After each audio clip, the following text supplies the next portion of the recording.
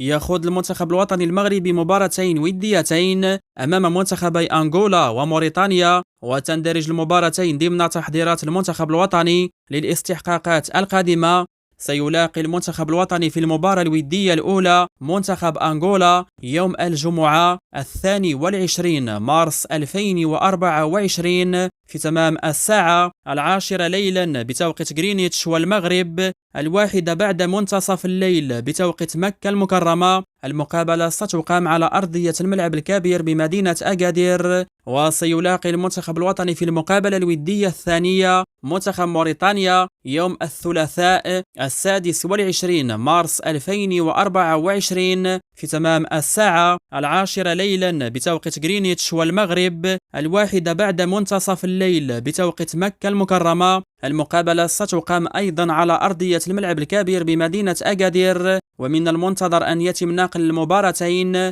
مباشرة على قناة الرياضية